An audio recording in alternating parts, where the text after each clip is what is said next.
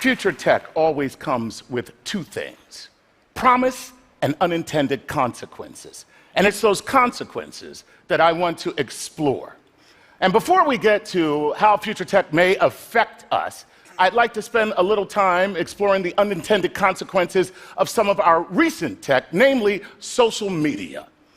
Social media, a few short years ago, was the tech of future you. Now it just is you.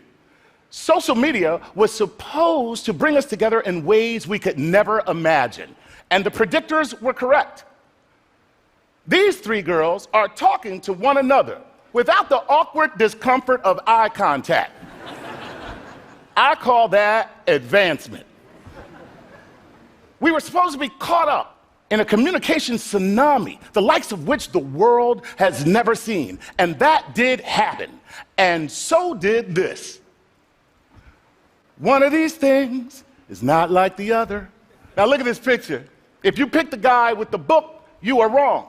Or as a certain president would say, wrong. Clearly, three of these guys are reading, and one guy on the end is listening to music and playing Candy Crush. So are we more connected, or are we just more connected to our devices? Social media was supposed to place us in a veritable town square where we could engage one another with challenging ideas and debates. And instead, what we got were trolls. This is an actual tweet that I received. Chuck, no one wants to hear your stupid, ill-informed political views. I hope you get leprosy and die. Love, Dad. Now, the great thing about that tweet, if you look at it, just like most trolls, it's not that bad, because he wished leprosy on me instead of leprosy, and leprosy is not dangerous at all.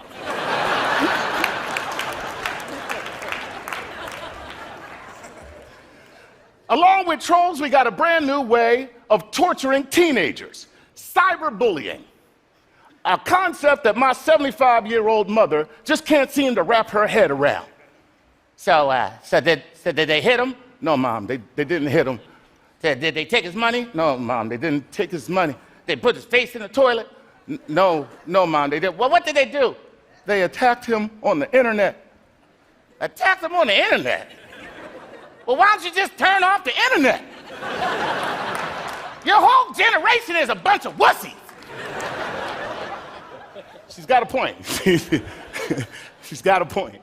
And I don't even want to talk about what social media has done to dating. I was on Grindr until I found out it wasn't a sandwich app.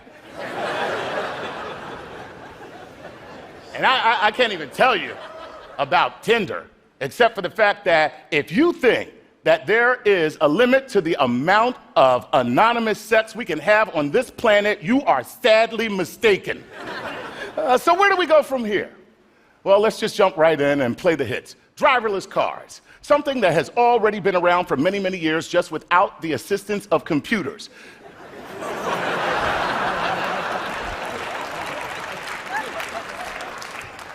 Because for years, we have been driving while texting, putting on makeup, shaving, reading. Actually reading, that would be me.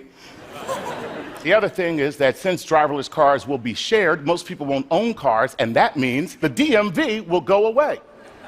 The DMV, I know what you're saying right now. There's no way this guy's going to stand up here and make a case for the DMV.